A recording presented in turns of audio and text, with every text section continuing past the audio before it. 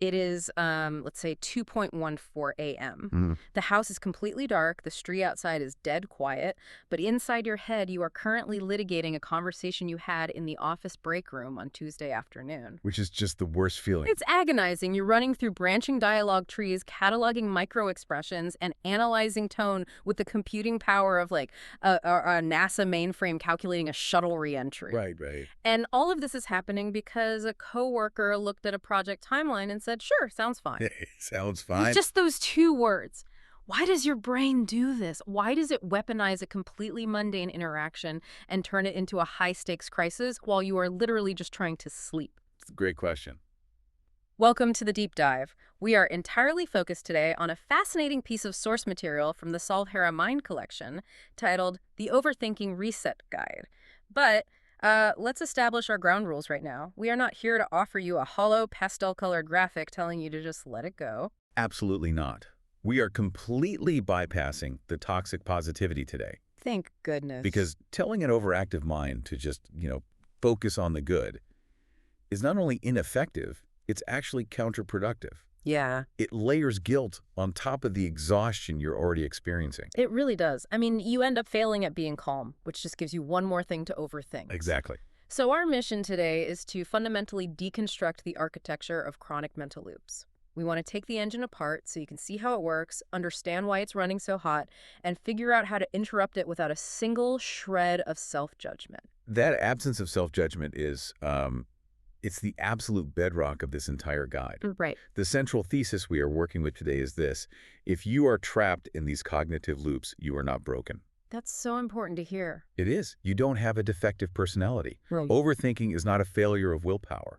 What you're experiencing is an incredibly intelligent, highly capable mind doing exactly what it was built to do, but operating in a severely overactive state. Like it's stuck in gear. Yes, it is a feature that has been accidentally locked into overdrive. Okay, let's unpack this, because reading the introduction to this guide was almost uncomfortably relatable for me. I think it is for a lot of people. It just bypasses the clinical definitions and speaks directly to the sheer bone-deep fatigue of this specific mental state.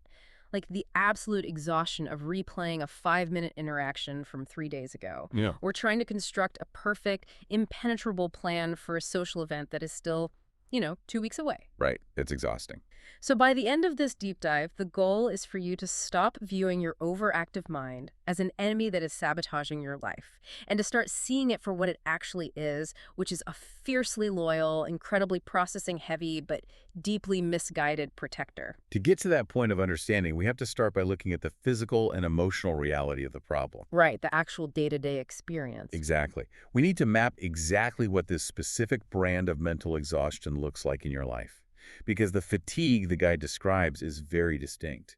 It really is. I mean, it's not physical fatigue. No. You aren't tired because you just helped a friend move a couch up 3 flights of stairs. Yeah. It is a profound, invisible, cognitive drain. Yeah. It's the sheer caloric burn of thinking the exact same thoughts in the exact same sequence dozens of times without ever arriving at a conclusion that feels safe or settled. Which the guide breaks down into 3 very specific manifestations, and I guarantee everyone listening has experienced at least one of them this week. Oh, absolutely. The first is what the text categorizes as the retrospective loop. Ah, the late night review. That's the one. This is the 2:12 a.m. scenario you mentioned earlier. The environmental stimulation drops away, you are trying to wind down, and your brain suddenly clocks in for the night shift. It's like it punches a time card. It initiates a meticulous, high-definition review of the day. You replay a joke you made at lunch, dissecting the half-second delay before the other person laughed. Ugh, yes. You scan your memory of a meeting, actively hunting for mistakes or missteps you might not have caught in the moment. It's a horrible feeling. You are essentially forcing yourself to watch a movie where you are the protagonist, but you are ruthlessly critiquing your own performance frame by frame. Right. And the insidious part is that it feels like responsible behavior. You tell yourself, oh, I'm just reviewing my day so I can be better tomorrow. But you aren't actually learning anything new, are you? Not at all. You are just marinating in retroactive anxiety. Marinating in retroactive anxiety. That is such a vivid way to put it. And if the mind isn't searching the past for threats, it projects into the future. That brings us to the second manifestation, which is the anticipatory loop. So this is looking ahead instead of backward. Exactly. You are lying awake, but instead of reviewing today, you are simulating tomorrow. You have a slightly ambiguous meeting on the calendar, and your brain begins constructing massive, complex decision trees. Oh, like if my boss opens with this, I will say that. Right. But what if she counters with this metric? Then I need to bring up this email. You are trying to pre-solve every single negative outcome before it even exists. But of course you can't, because the future hasn't happened. It's pip possible. Which leaves us with the third manifestation. And honestly, this one feels the most punishing to me because it doesn't even wait for the lights to go out. The background hum. Yes, the background hum. It is pervasive. This is where totally mundane, everyday moments are accompanied by a relentless director's commentary in your head. Like what? Well, say you send a thoughtful 3-line text to a friend. Okay. They reply an hour later with one word, Huh. with a period. Oh, man. The period is devastating. It really is. A fleeting feeling of unease registers in your nervous system. And instead of just noting it and moving on, your mind immediately drops every other cognitive task to launch an investigation. Right. The alarm bells go off. Exactly. Yeah. Why the period? Are they upset? Did I talk too much at dinner last week? Am I too needy? You are attempting to extract deep relational subtext from a punctuation mark. You know, when I was reading this section about the sheer volume of processing happening all day, I couldn't help but think of it like a smartphone battery issue. Oh, that's a good comparison. It's like you have a massive, complex, high-stakes video game running in the background of your phone. You are actively playing it. You're just looking at the home screen, trying to check your calendar, send a quick email. Right. But because that massive simulation is rendering graphics in the background, your battery goes from 100% to 12% by noon. The phone is physically hot in your hand. That is exactly what is happening to your brain's glucose levels and your cognitive energy. That analogy holds up structurally. The brain consumes roughly 20% of the body's energy. And when you are running these continuous background loops, you are burning through your cognitive reserves at a terrifying rate. Wow. The guide is incredibly explicit about the daily costs of this. It manifests as waking up in the morning already feeling a sense of intense, nonspecific urgency. Just waking up already stressed. Exactly. Or reaching the end of a workday feeling completely tapped out and mentally full, even if your actual tasks that day were relatively light. The cognitive load is staggering, which is why the common advice to just stop overthinking is so fundamentally flawed. It's worse than flawed. It's honestly insulting. Telling an overthinker to just relax is like telling someone in a falling elevator to just hover. I love that. It completely ignores the reality of the situation. What's fascinating here is the assumption behind that kind of advice. When someone says, just let it go, they are implying that you are choosing to hold on to these thoughts voluntarily. Which you're not. No. Oh. It invalidates the mechanical reality of your brain. My mind is not gripping these thoughts because it enjoys the misery. It is holding on to the death grip because it genuinely believes that letting go is dangerous. Wow. It equates the thinking with survival. So if it's not a voluntary choice and it's not a character flaw, what is the actual mechanism here? Because simply acknowledging that we're tired is nice, but the source material makes a massive foundational pivot right here. It really does. It claims that the key to unraveling this whole mess is realizing that overthinking isn't actually a thinking issue at all. This is the paradigm shift of the entire text. Overthinking is not a thinking problem. It is an anxiety response that has disguised itself as a thinking problem. Okay, I want to stop and look at that because that completely recontextualizes the experience. An anxiety response disguised as a thinking problem. How does the disguise actually work? Well, we have to look at the baseline programming of the human brain. Evolutionarily speaking, your brain is a prediction machine. A prediction machine? Yes, its primary job, the thing it prioritizes above all else, is anticipating what is going to happen next so it can prepare your body to survive it. Makes sense. Keep the human alive. Right. When your environment is predictable, the prediction machine is quiet, the nervous system settles down, but uncertainty is the ultimate disruption. It creates what the guide refers to as an open loop. An open loop, like when a musician plays a scale but leaves off the final note, your brain just aches for the resolution. It hates the incomplete pattern. It doesn't just hate it. It registers it as a threat. The mind does not view uncertainty as a neutral blank space. It views it as a dark room where a predator could be hiding. Oh, wow. By forcing you to think through every conceivable angle, every possible outcome, and every potential disaster, Your brain is desperately trying to close that open loop. Trying to figure out what's in the dark room. Exactly. It is trying to manufacture a feeling of preparedness. It operates on the flawed logic Yeah. that if you can just anticipate every single thing that could possibly go wrong, you will be safe. Okay, I have to push back here for a second. Go for it. Because calling it an anxiety response feels a bit, I don't know, pathologizing. Isn't thorough planning a good thing? Sure. If I am facing a massive career change or a serious medical decision, my brain running through all the variables isn't some irrational panic. That's me trying not to ruin my life. Right. We reward people for being strategic and anticipating problems. So at what exact point does brilliant, responsible preparation cross the line into this toxic loop? That is the exact friction point we need to explore. How do we differentiate between valid risk assessment and an open loop panic? Yeah, where's the line? The guide draws a very sharp boundary here. Actionable problem solving, the good kind of preparation, has a finite endpoint. Okay. You identify a specific, tangible risk. You create a concrete plan to mitigate that risk. And once the plan is made, the cognitive task is complete. The anxiety subsides because the problem has been addressed. So there is an actual finish line. Exactly. Overthinking, on the other hand, lacks a finish line because it is attempting to do something impossible. Yeah. It is an attempt to resolve a feeling using logic. Resolving a feeling with logic. So trying to think your way out of an emotion. Precisely. Anxiety, especially the kind generated by ambiguous social interactions or future unknowns, often doesn't have a solid, tangible object you can fix. Right. It's a generalized physiological state of unease. And no amount of logical analysis can fully satisfy an emotion. You can't spreadsheet your way out of feeling vulnerable. But the brain tries anyway. It keeps spinning its wheels, generating more and more complex logical arguments, hoping that eventually one of these thoughts will act as a key to turn off the alarm bell of the anxiety. It's like having a check engine light on in your car and trying to fix it by turning the radio up and changing the station really fast. That's a great way to look at it. You are furiously manipulating the wrong system entirely. The radio is logic, the engine is emotion. And because you are using the wrong system, the action itself becomes destructive. If we connect this to the bigger picture, the guide makes the point that real life genuinely does not come with guarantees. No, it doesn't. Uncertainty is a baked-in, non-negotiable feature of the human experience. When your mind attempts to completely eliminate uncertainty through excessive analysis, it fails. Because it has to fail. You can't predict everything. Right. And that failure doesn't create safety. It generates more anxiety.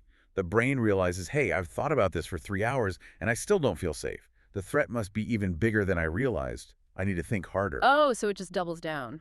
Yes. You create a self-sustaining engine of stress. So the thinking itself becomes the stressor. You become trapped in the machinery of your own defense system. Exactly. Now, understanding that baseline humans struggle with uncertainty is illuminating, but the SolveHera guide points out something we absolutely cannot ignore here.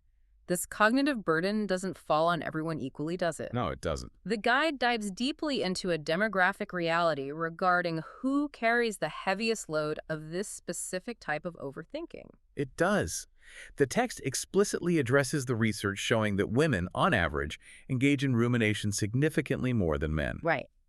And it is crucial to understand that this is not some mysterious biological failing or inherent weakness.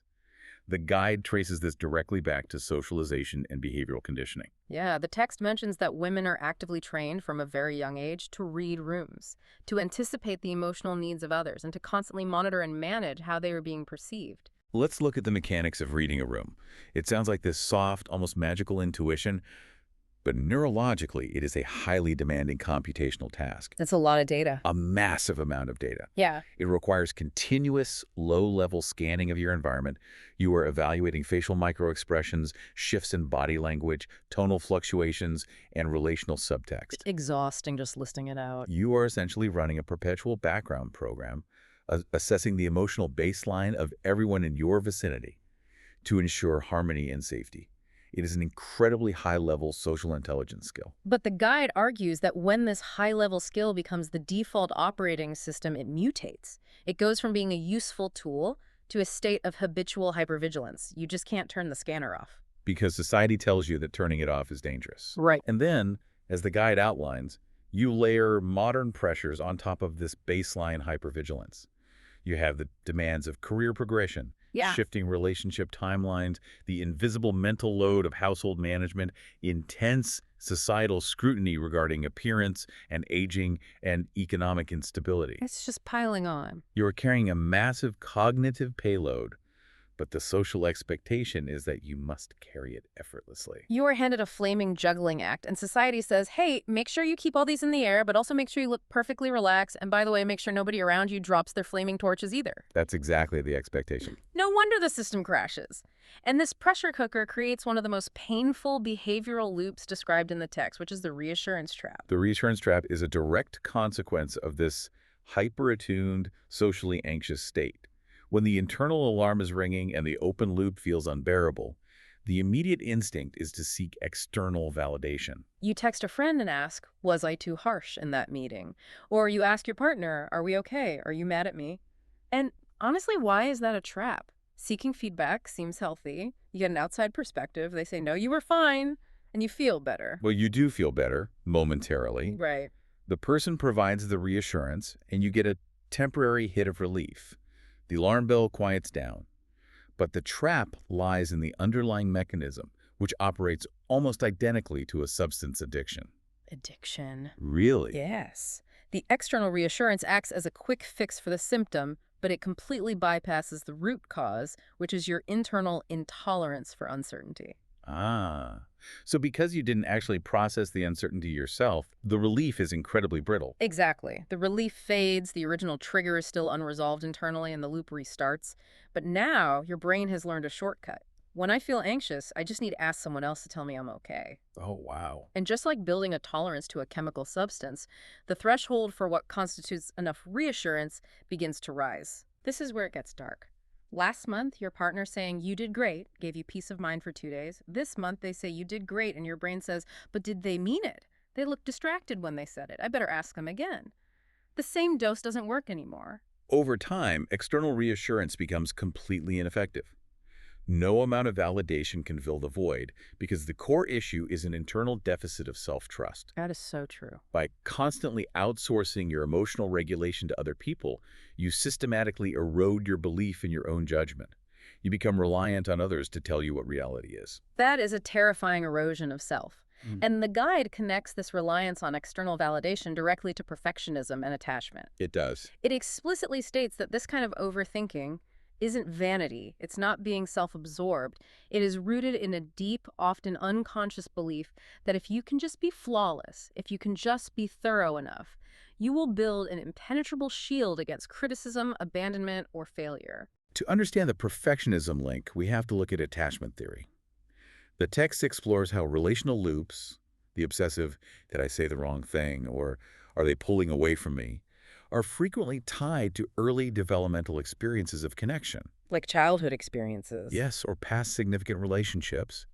If your early environments were inconsistent, or if they required you to quote-unquote earn safety through specific behaviors, your developing nervous system learned a specific lesson. It learned that connection is fragile and conditional. Yes, it learned that safety requires constant vigilance. The brain wires itself to become an incredibly sensitive threat detection system. It monitors the environment for any slight shift in tone or behavior that might indicate impending rejection. Always looking for the crack in the ice. Exactly. The problem is this threat detection system does not automatically uninstall itself when you enter a stable, healthy adult environment. Right. The radar dish is still spinning, pinging the sky, searching for enemy aircraft, even when you were sitting in a peaceful valley. So what does this all mean for the listener right now? If society trained them from birth to scan the room, and their early relational experiences wired their nervous system to monitor every connection for microscopic cracks, how on earth did they just exist? That's a huge challenge. How do you sit in a meeting or have dinner with your partner without constantly monitoring the connection and running that exhausting diagnostic scan in the background? Because if awareness of the origin isn't enough to stop it, what do we actually do? That is exactly where the guide shifts from diagnosis to intervention. Understanding the historical roots and the socialization is deeply validating. It removes the shame, which is vital. Absolutely. But you're right. Knowing why you are spiraling at 2 a.m. does not stop the spiral. Okay. To interrupt the machinery, you have to be able to catch the mind in the act. You have to map the architecture of the actual overthinking episode as it is happening. Which brings us to the operational core of the text. Section 4. Mapping the loop. The guide deconstructs the overthinking episode, starting right at the point of ignition. Because these spirals don't just spontaneously generate in a vacuum. No, they don't. They are ignited by specific environments or interactions. The text identifies 5 distinct trigger landscapes. Let's walk through these because recognizing your primary landscape is the first step to catching the loop. Identifying the trigger is all about pattern recognition. The first landscape is interpersonal uncertainty. Okay, what does that look like? This is the realm of ambiguous communication, the classic message left unread. Or a conversation that ends abruptly. A colleague catches you in the hallway, says, "Hey, I need to talk to you about that project later," and then immediately walks into an elevator before you can respond. Oh, that is the most agonizing sentence in the English language. We need to talk later. Because in that void of information, your brain immediately assumes the absolute worst. It fills the silence with catastrophe. The second trigger landscape is performance and evaluation. This happens in the immediate aftermath of an event. You finish a major presentation, you hit send on a company-wide email, or you host a dinner party. And before your guests have even backed their cars out of your driveway, the post-mortem begins. The brain begins auditing the performance. It catalogs what felt good, but zeroes in on what felt slightly off. You obsess over a single awkwardly phrased sentence in a 40-minute presentation, allowing that one flaw to completely eclipse the entire success of the event. Right. It erases all the good stuff. It does. The third landscape is unresolved conflict. And it's important to note, this isn't always a screaming match. Right. It's often the quiet, simmering stuff. It's a disagreement that ended in a frustrating stalemate. It's that palpable tension in the office that everyone is tap dancing around, or, very frequently, it's a boundary that you know you need to set with someone, but you haven't found the courage to do it yet. It's a big one. The mind begins to circle that unresolved tension, probing at it constantly. The fourth landscape is massive. Future uncertainty. Oh, yeah. This is triggered by impending decisions or significant life transitions. Changing jobs, moving to a new city, entering or leaving a relationship, or waiting on medical results. Situations where you literally just don't know the answer yet. Exactly. These are scenarios where critical information is currently unavailable and the outcome cannot be controlled. In response, the mind attempts to exert control by simulating every single possible future reality, trying to pre-grieve or pre-solve situations that don't even exist yet. And finally, the fifth trigger landscape is comparison. This one is highly amplified by modern technology. It's encountering evidence that someone else, a peer, a friend, a stranger on the internet, is seemingly further along, more successful, or more settled than you are. Social media is a minefield for this. Totally. You see an engagement announcement or a promotion post on LinkedIn, and the mind immediately utilizes that data point as a weapon against your own life choices. It launches a retroactive audit of every decision you've ever made. So a trigger occurs in one of those 5 landscapes. That is stage 1. What follows is a highly predictable mechanical cascade.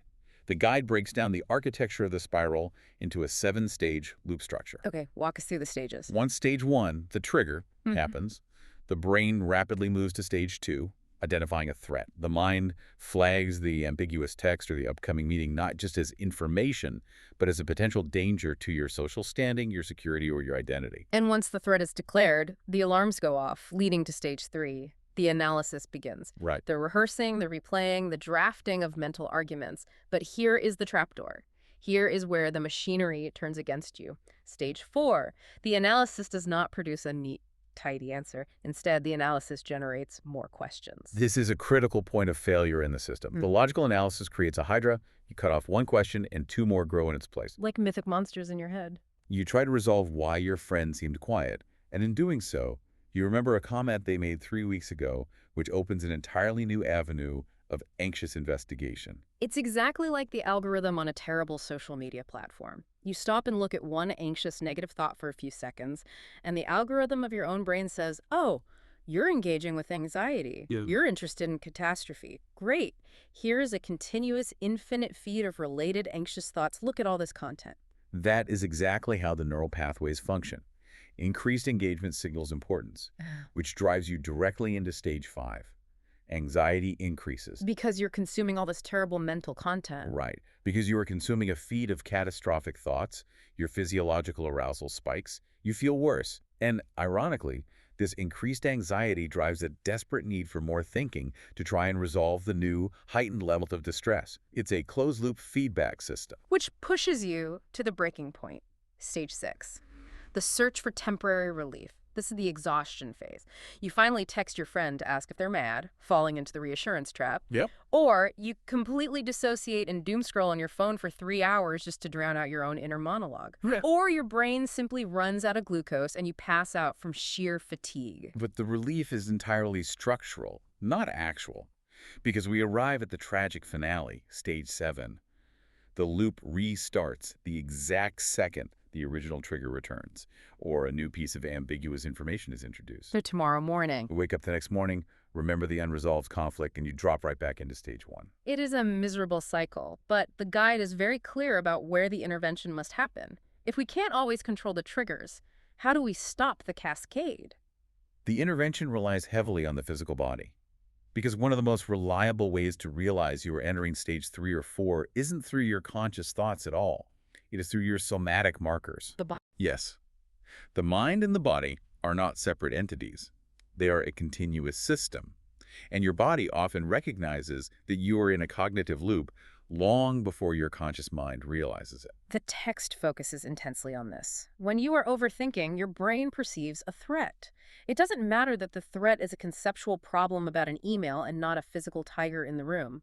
Your brain activates the sympathetic nervous system anyway. It initiates a low-grade fight-or-flight response. Exactly.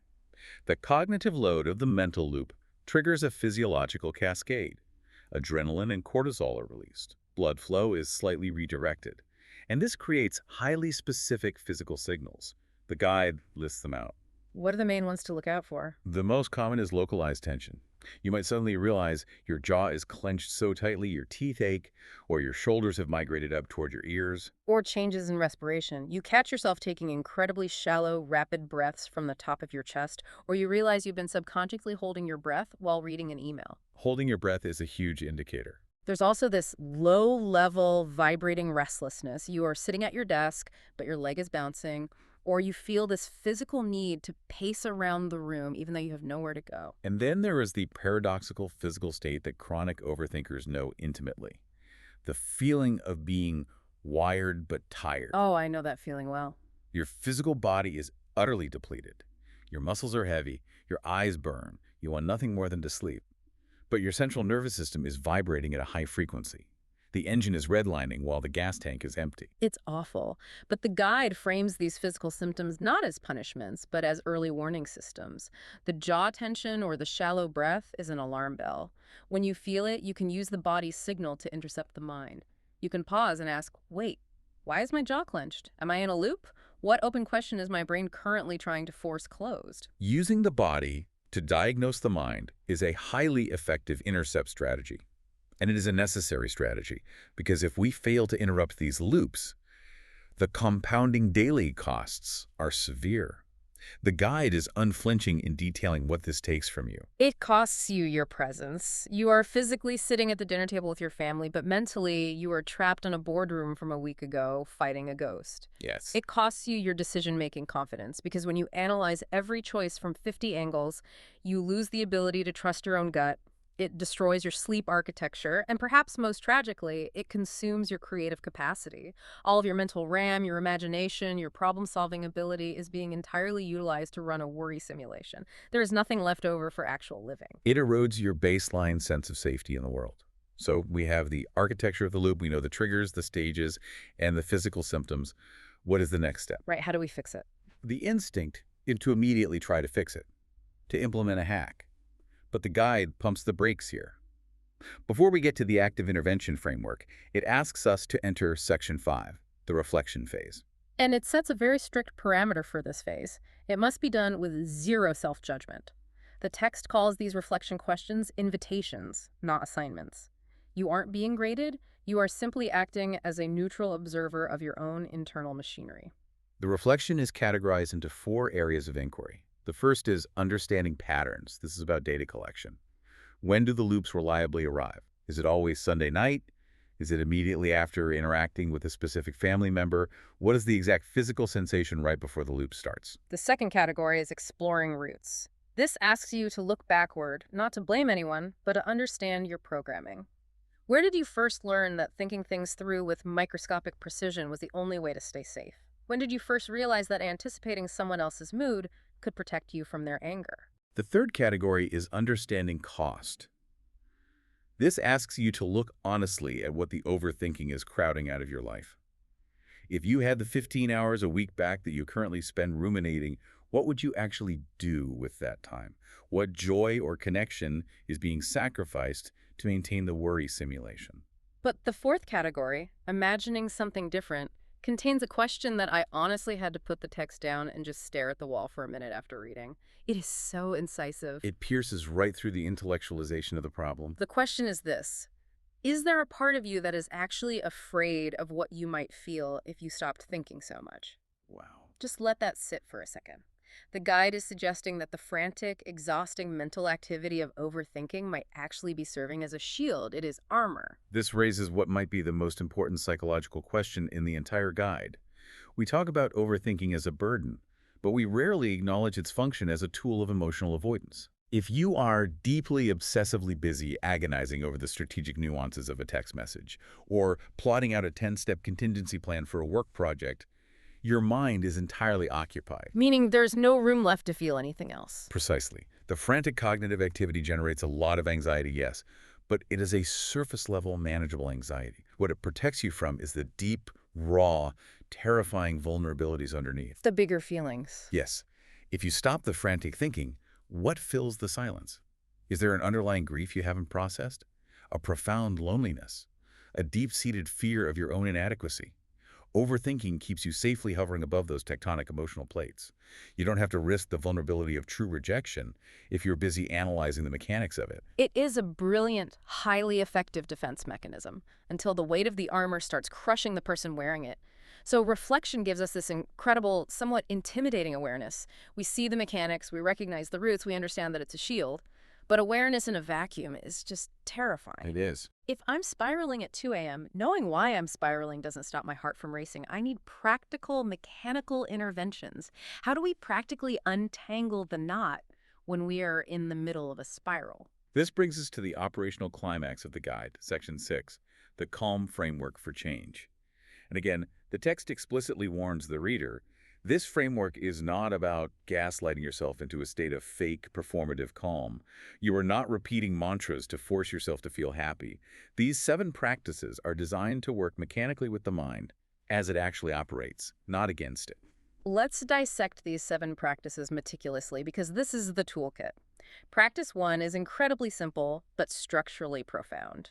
Name the loop. Yes, when you feel the jaw clench, or you notice you've been reading the same sent email for the 4th time, you simply pause and state, internally or out loud, I'm in an overthinking loop right now. Just naming it. You do not try to stop the thoughts. You do not argue with the thoughts. You just label the cognitive event that is occurring. Why does that matter? Why does just naming it do anything? Because of a psychological mechanism called cognitive diffusion.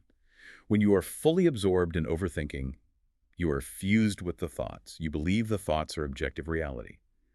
By stating, I am having the thought that I am going to be fired, or I am currently in a worry loop, you engage your prefrontal cortex, the logic and observation center of the brain. Okay. You literally shift blood flow and electrical activity away from the amygdala, the fear center. You create a millimeter of psychological distance.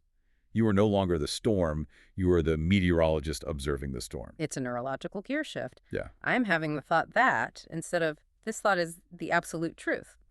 Okay, moving to practice 2. Find the open question. Once you've created that distance by naming the loop, you gently interrogate the mind. You ask, what is the open question here? What specific uncertainty is my brain frantically trying to resolve? And the critical instruction here is that you must identify the question without needing to answer it. Are you trying to figure out if your job is secure? Are you trying to determine if you embarrass yourself at the party? Are you trying to calculate if a friend still loves you? It feels counterintuitive. If I find the question, shouldn't I answer it? No, because as we established, you can't logically answer an emotional uncertainty. The power lies entirely in the identification. By naming the specific fear, my brain is trying to guarantee that I won't be abandoned, you bring the unconscious, shadowy driver of the anxiety into the conscious light. Exposing it to the air. You show the brain that you see exactly what it is trying to do. Often, just being seen causes the frantic urgency of the mind to loosen its grip. Which prepares you for practice 3. And this one is the crucible. This is where the actual rewiring of the brain happens. Sit with uncertainty deliberately. This is the most challenging and the most transformative step in the framework. The guide suggests a 60-second practice. When you have identified the open question and you feel that overwhelming, burning compulsion to analyze it, to text for reassurance, or to mentally simulate a solution, you stop. You stop. And for exactly 60 seconds, you do absolutely nothing. You sit with the raw, vibrating, physical discomfort of not knowing the answer. That sounds excruciating. For an overthinker, sitting in unresolved ambiguity feels like touching a hot stove. What actually happens during those 60 seconds? It is highly uncomfortable. If you try this at second 15, your brain will scream at you. It will flood your system with urgency, telling you that if you don't start thinking about the problem right now, disaster is imminent. By second 30 or 45, the discomfort will peak. You will feel a physical wave of anxiety. Sounds terrible so far. It is.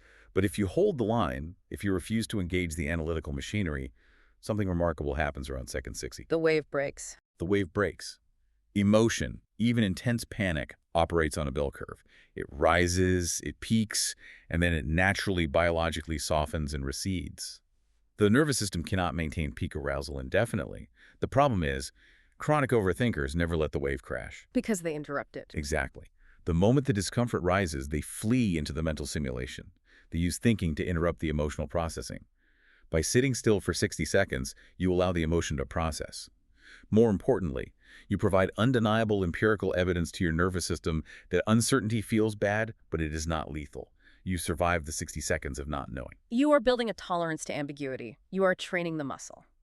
Okay, practice 4 moves us back into the practical realm. Separate the solvable from the unsolvable. Because the guide is practical, it acknowledges that not all worry is entirely imaginary. Sometimes there is a legitimate logistical problem buried inside the spiral. Exactly.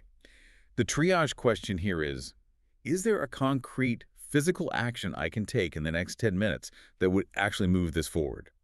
If you are spiraling about an upcoming presentation, the action is open the laptop and outline the first 3 slides. You identify the smallest possible unit of action. But what if the answer is no? What if I'm spiraling about the state of the macroeconomy, or what my sister really thought of my wedding, or a medical test result that won't arrive until Tuesday? Then you must actively acknowledge that the issue falls strictly into the unsolvable category. It is outside your sphere of control. When a problem is unsolvable by action, that is the definitive signal that dedicating more cognitive cycles to it will yield a 0% return on investment. You're just wasting energy. You have to verbally acknowledge the lack of control. I cannot affect this outcome right now, and then you must redirect your attention. But redirecting attention is hard when the brain is stuck in overdrive, which leads perfectly into practice 5.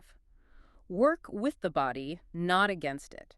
Because sometimes you simply cannot outthink your overthinking.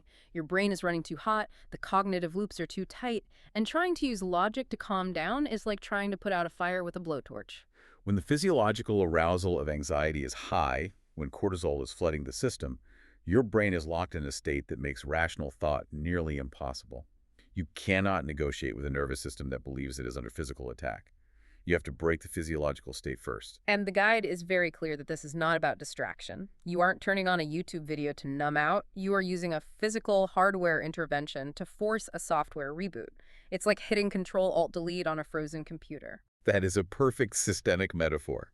The cognitive software is caught in an infinite loop, so you bypass the software entirely and use the physical hardware of your body to force a reset. The guide suggests intense temperature changes, splashing freezing cold water on your face to trigger the mammalian dive reflex, which instantly lowers your heart rate, or aggressive physical movement. Honestly, standing up from your desk and doing 30 jumping jacks or sprinting up a flight of stairs forces your body to consume the adrenaline that the anxiety produced. It burns off the chemical fuel of the loop. Once the heart rate settles back down, the mind is often remarkably quieter. Exactly. Okay, practice 6. Reduce the stakes of uncertainty. This targets the catastrophic inflation that happens during a spiral.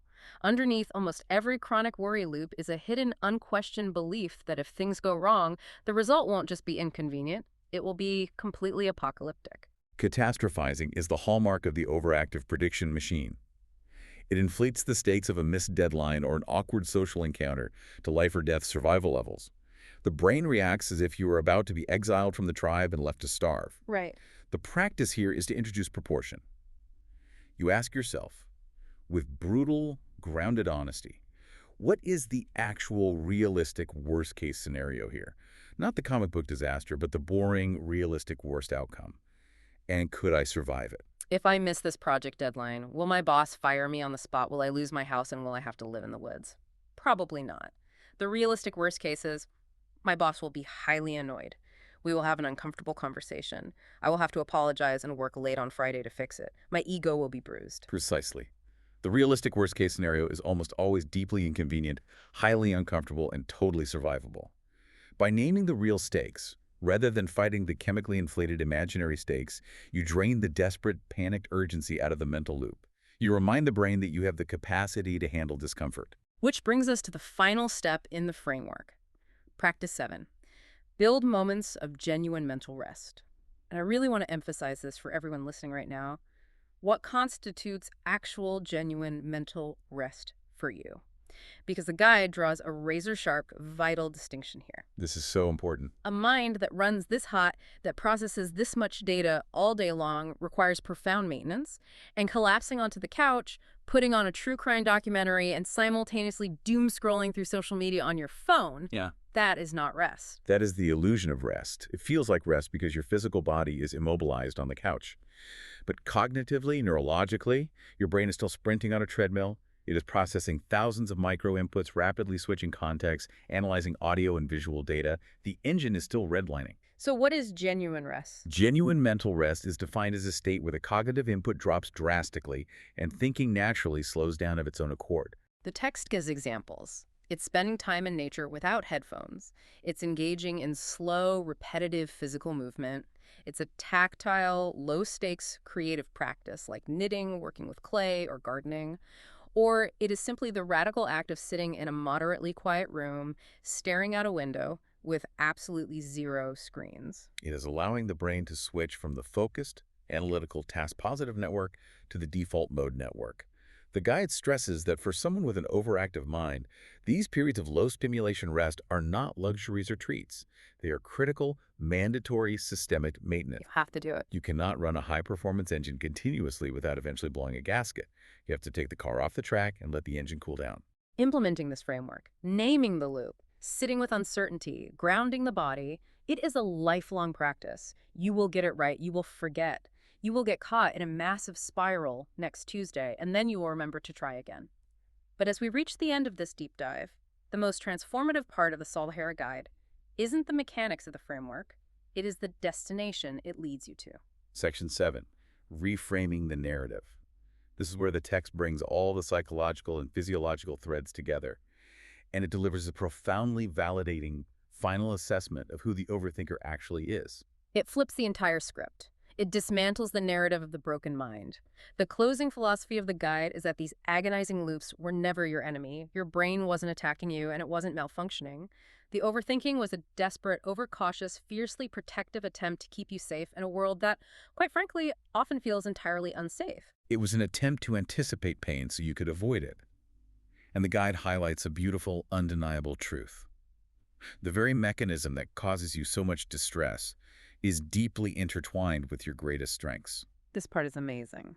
The woman who overthinks every detail of an interaction is frequently the exact same woman who can read the emotional needs of a room with astonishing accuracy.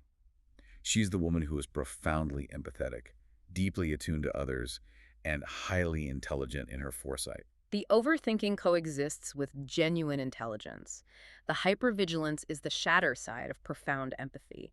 When you realize that, the entire paradigm shifts. It really does. You stop walking through life thinking, I am defective, I am neurotically anxious, my brain is broken. You begin to understand, I am running highly evolved premium cognitive software. I just accidentally left the diagnostic threat detection mode running 24/7. I don't need to throw the computer away. I just need to learn how to close the background applications. The goal of this work is not to lobotomize yourself. You do not want to destroy your analytical skills, your foresight, or your empathy. The goal is simply to relieve this brilliant part of your mind from its exhausting, perpetual guard duty. It is about recognizing that when you are caught in a loop, what is missing is not more information. It is not a more flawless contingency plan. What is missing is trust in yourself. Exactly. The guide leaves you with this reminder. Look at your own track record. You have survived 100% of the uncertain things your mind has ever feared up to this point. 100%. You have navigated impossible conversations. You've survived the jobs you didn't get. You've endured the relationships that ended. You have made hundreds of decisions with incomplete information, and you have not been destroyed by the thing you couldn't control. You have a perfect survival rate for the days you were convinced would break you. That's powerful. The clarity and peace you are so frantically searching for at 2 a.m. won't come from forcing your mind to be perfectly calm. It comes from understanding its mechanics, validating its desperate desire to protect you, and gently proving to it, through action, that you are resilient enough to handle whatever actually happens next. It is a profound shift from a state of internal warfare to a state of internal compassion and capability. It truly is. As we wrap up this deep dive into the SolveHera materials, we want to leave you with one final thought to explore on your own. We spent this entire time talking about how the brain is a prediction machine, terrified of open loops, desperate for the safety of knowing exactly how the story ends. We're wired to treat uncertainty as a threat to be neutralized. But if we step back and look at the actual architecture of a human life, Right. What if we radically shifted our relationship with not knowing? Think about it. If your brain successfully predicted everything, if you knew exactly how every conversation would play out, exactly how every trip would end, exactly what every day of the next 10 years would look like, there would be absolutely no room for anything new. if the loop is perfectly closed, the story is over. There is no space for evolution. Exactly. What if we started viewing the open loop, the uncertainty, the not knowing, not as a terrifying void that must be filled with anxious planning, but as the literal only space where actual discovery, surprise, and joy can exist? I love that. What if leaving the loop open isn't a failure of preparation, but the exact place where your life is actually supposed to happen? You are not a machine designed to run flawless safety simulations. You are a person meant to experience a wild, unpredictable world. And based on your track record, you have absolutely everything you need to handle it. Thank you so much for bringing us along on this deep dive. We'll leave you to your thoughts, the quiet ones, hopefully. Take care.